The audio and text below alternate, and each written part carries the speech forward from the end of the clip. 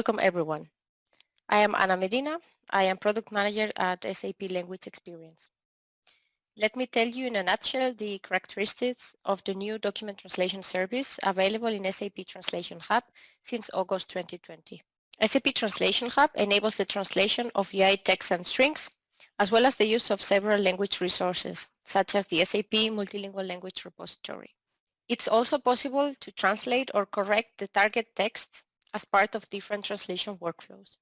With the new document translation service, you can now translate entire documents of different formats and lengths, and you get back the document translated in the original file format. We offer two APIs to connect to the service.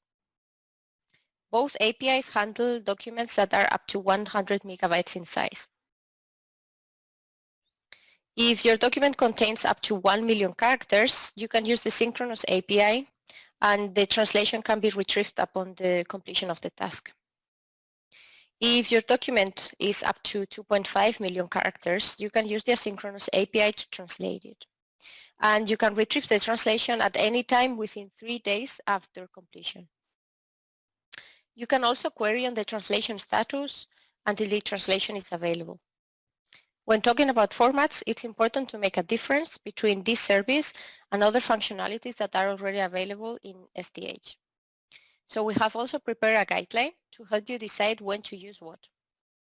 You can take a look at this documentation that's available in the SAP Help portal, and you can try it out using the SAP API Hub. I'm going to show you how you can test the new document translation service using SAP API Hub. First of all, you need to configure your environment using the credentials to access the API. I've done this using my test API. You have two different ways to consume the API. You can use the Synchronous API for files under 1 million characters, and you can use the Asynchronous API for files up to 2.5 million characters. With the Asynchronous API, you can get the translation or the translated. With the Synchronous API, you can get the translated file right after the task has finished. In this case, I'm going to translate from German into English.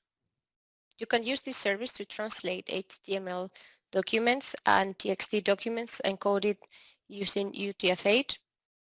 You can also translate DocX, XLSX, PPTX, and XLIF 1.2.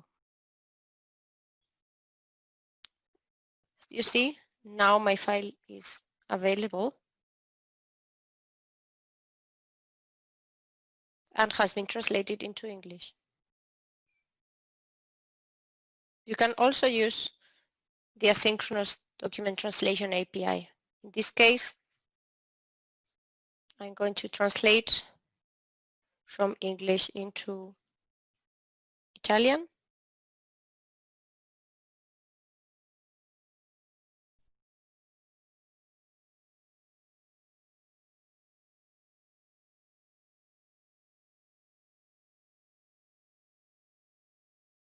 You can use this request here to get the status of your task.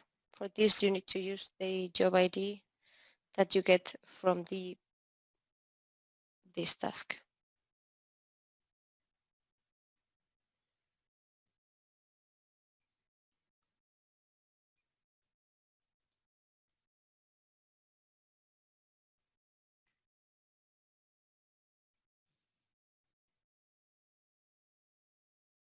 As you see, the status is done.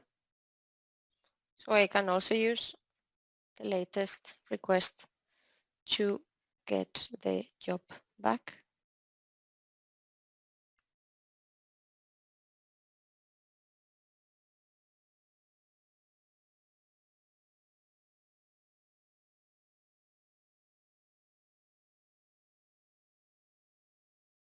And as you see now, the file is translated into Italian. We look forward to hear back from you.